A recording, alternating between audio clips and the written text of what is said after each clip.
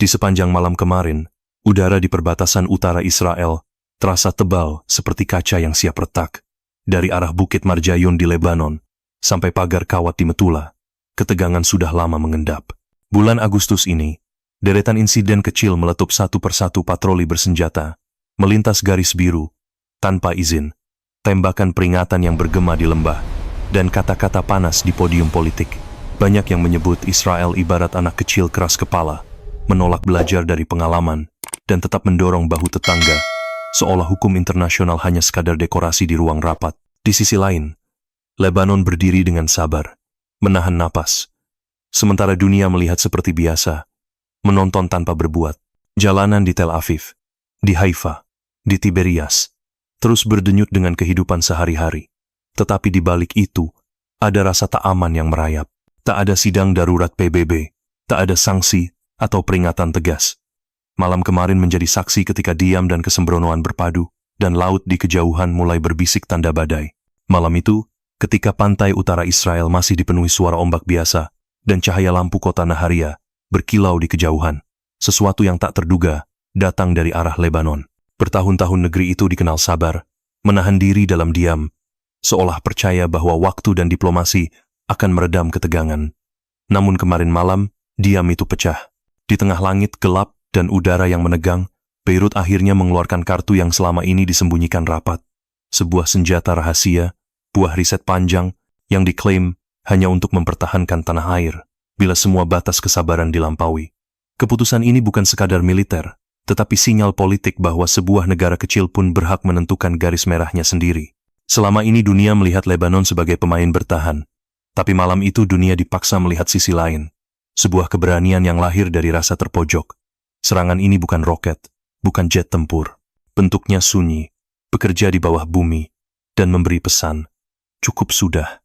Dari kota pesisir Tyre sampai Tripoli, para pemimpin Lebanon berdiri di depan kamera, wajah tegang, mengumumkan kepada rakyat dan dunia bahwa mereka menggunakan teknologi pertahanan baru. Tidak ada sorak-sorai, hanya hening panjang yang menggema di sepanjang Laut Tengah. Hening yang mengatakan bahwa langkah ini bukan awal dari ambisi, melainkan sebuah peringatan bahwa kesabaran suatu bangsa pun ada akhirnya. Gelombang pertama datang bukan dari laut, tapi dari bawah tanah. Menurut penjelasan para pakar yang akhirnya muncul di layar televisi malam itu, senjata yang dipakai Lebanon bukan sekadar misil atau roket, melainkan teknologi yang bekerja dengan bumi itu sendiri. Prinsipnya sederhana tapi menakutkan. Getaran buatan disuntikkan jauh di bawah kerak bumi, memicu rangkaian gelombang seismik yang mirip gempa alami. Begitu lapisan batuan di dasar Laut Tengah terguncang, tekanan air laut yang menumpuk seakan kehilangan penahan, lalu melonjak ke permukaan.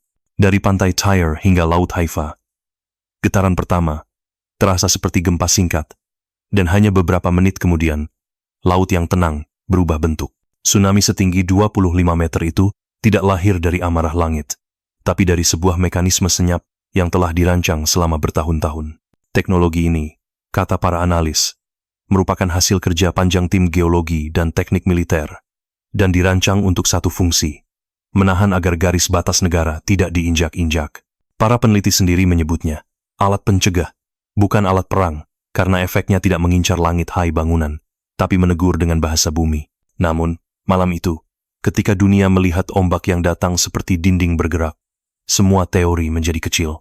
Orang-orang sadar satu hal, bumi pun bisa dijadikan senjata jika kesabaran manusia sudah habis. Di balik imajinasi teknologi tinggi itu, tetap ada pertanyaan menggantung. Berapa harga yang harus dibayar ketika bumi sendiri dijadikan peringatan? Tepat lewat tengah malam, bumi di bawah Laut Tengah bergetar seperti napas panjang yang akhirnya pecah. Getaran itu awalnya terasa samar di Haifa, diikuti bunyi kaca bergetar, alarm mobil menyala, dan orang-orang yang terbangun dari tidur dengan wajah bingung. Dalam hitungan menit, guncangan itu semakin keras, seperti gelombang marah yang datang dari perut bumi. Para ahli gempa di stasiun pengamat Safed melaporkan pusat guncangan berada di lepas pantai, tak jauh dari garis Tel Aviv. Tapi sebelum kabar itu sempat mengalir ke radio atau ponsel, laut sudah berubah rupa. Air yang tadinya tenang mundur jauh, meninggalkan pantai telanjang, seolah kota-kota ini diberi waktu sebentar untuk menatap cermin nasib mereka sendiri. Lalu datanglah dinding air setinggi 25 meter. Tak bersuara pada awalnya, sebelum ia menghantam dengan tenaga yang tak ada hukum manusia mampu menghentikan. Gelombang pertama menelan pelabuhan Haifa, menghempaskan kontainer baja seperti mainan. Tak lama kemudian Tel Aviv tenggelam dalam kekacauan. Jalan raya Ayalon berubah jadi sungai, listrik padam, rumah sakit darurat kehabisan daya cadangan. Di kota tua Java, lampu padam membuat orang berpegangan tangan di kegelapan hanya untuk merasakan air dingin yang naik sampai pinggang. Sekitar 20,000 jiwa diperkirakan meninggal. Ribuan lainnya hilang di sepanjang garis pantai. Dari udara, yang terlihat bukan lagi kota, melainkan bercak-bercak air yang menelan blok-blok bangunan. Di balik angka-angka itu ada wajah. Anak-anak yang kehilangan orang tua, rumah yang hilang tanpa jejak, dan pertanyaan sederhana tentang mengapa teknologi dan kekuasaan selalu kalah ketika alam bicara.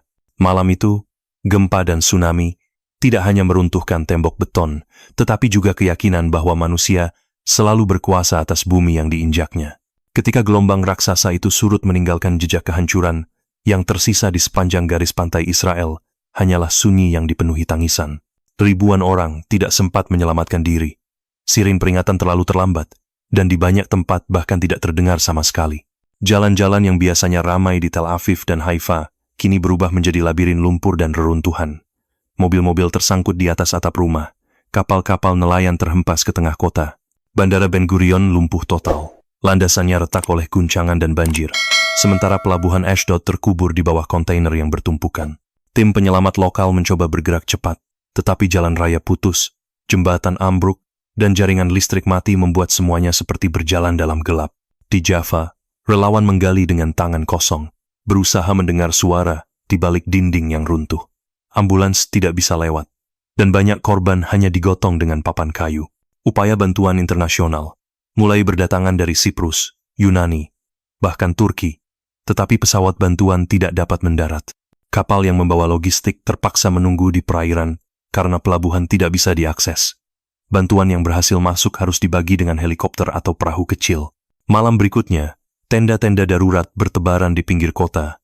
Cahaya lampu portable menjadi satu-satunya tanda bahwa kehidupan masih bertahan. Dari semua kesibukan itu, satu kenyataan mencuat. Di hadapan bencana alam, negara yang selama ini percaya diri dengan teknologi dan keamanan menemukan bahwa mereka juga rapuh, seperti siapapun yang berdiri di tepi laut malam itu. Ketika air laut setinggi 25 meter menyapu garis pantai Israel malam itu, tidak ada kata-kata yang cukup untuk menggambarkan keheningan yang menyusul. Pagi berikutnya, negara itu bangun dalam keadaan lumpuh. Jalan-jalan Haifa penuh lumpur, Tel Aviv kehilangan cahaya. Dan di layar televisi nasional, hanya ada satu wajah. Perdana Menteri, pucat, dengan suara serak menyebutnya sebagai tragedi nasional, dan berjanji bahwa pemerintah akan membalas. Tidak ada pernyataan panjang, tidak ada rencana yang jelas. Hanya kemarahan yang disembunyikan di balik kata-kata singkat. Di jalan-jalan, orang-orang bertanya-tanya. Balas terhadap siapa? Laut atau Lebanon yang kini dituding di setiap kafe, rumah sakit, dan posko pengungsi? Reaksi dunia datang bertubi-tubi. Kurang dari 24 jam setelah gelombang menghantam, Dewan Keamanan PBB mengadakan pertemuan darurat di New York. Di ruang rapat yang dingin itu, kata senjata seismik berulang kali diucapkan.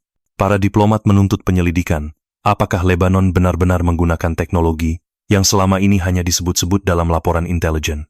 Amerika Serikat, Inggris, dan Jerman segera mengecam keras Beirut, menyebut tindakan tersebut sebagai pelanggaran hukum internasional yang mengerikan. Namun di luar gedung kaca PBB, nada yang terdengar berbeda. Dari Kairo hingga Baghdad, dari Damaskus hingga Teheran, orang-orang turun ke jalan. Banyak yang mengibarkan bendera Lebanon, menyebut peristiwa ini sebagai balasan alam atas provokasi bertahun-tahun. Di media sosial, hashtag Bumi Menjawab dan gelombang balas dendam menjadi tren global, mencerminkan jurang opini dunia. Di Washington, Gedung Putih mengumumkan akan mengirim kapal induk untuk membantu kemanusiaan. Tetapi nada konferensi persnya jelas menyimpan pesan bahwa dukungan itu juga berarti posisi politik. Sementara itu, para jurnalis di Eropa mempertanyakan apakah ini awal dari bentuk perang baru, perang dengan bumi sebagai senjata. Para analis hukum internasional di Den Haag juga mulai membahas apakah penggunaan teknologi pemicu gempa bisa disamakan dengan kejahatan perang. Namun di tenda-tenda pengungsian di Netanya atau Ashkelon, Diskusi global itu terdengar jauh. Yang ada hanya keluarga yang kehilangan, dan masyarakat yang sadar bahwa bencana ini lebih besar daripada sekadar perseteruan politik. Di luar dunia diplomasi, gelombang itu meninggalkan satu pesan pahit, bahwa ketika kesombongan dan ketidakpedulian dibiarkan berulang-ulang, alam dan manusia akhirnya berbicara dengan cara yang sama kerasnya. Tsunami setinggi 25 meter yang melanda pantai Israel malam itu tidak hanya meninggalkan reruntuhan fisik, tapi juga mengguncang tatanan politik dan militer dunia. Para analis menyebut ini sebagai titik balik. Garis pemisah antara bencana alam dan senjata kini menjadi kabur. Jika benar guncangan awal dipicu oleh teknologi buatan manusia, maka sejarah perang modern memasuki babak yang sama sekali baru.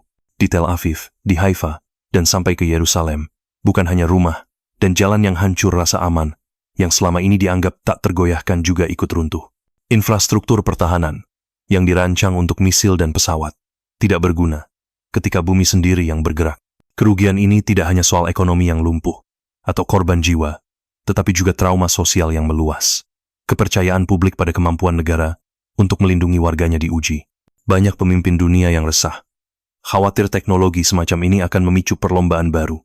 Bukan lagi rudal, tapi siapa yang mampu menggerakkan tanah dan laut. Di markas NATO di Brussels, para perwira militer membicarakan konsep perang tak terlihat, yang mungkin lebih berbahaya dari senjata nuklir. Bagi Israel, peristiwa ini menjadi luka kolektif yang memaksa semua pihak, baik pendukung maupun penentangnya, menilai ulang arti kekuasaan. Bencana tersebut menegaskan satu hal, ketika bumi diperlakukan sebagai medan perang, batas antara strategi dan kesombongan menjadi tipis, dan konsekuensinya tidak lagi mengenal garis perbatasan. Dunia menyaksikan, dan pertanyaan tentang masa depan perang kini terbuka lebar.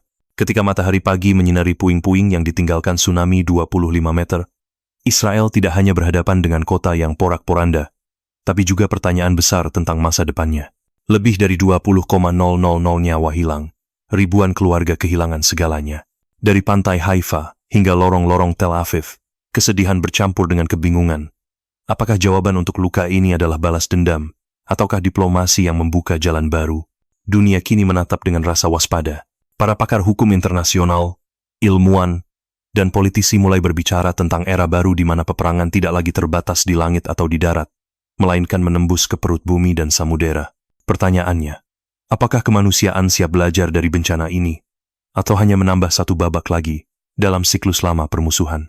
Saat kamera merekam wajah-wajah yang menatap jauh ke laut, kita semua diajak merenung. Masa depan seperti apa yang ingin dibangun?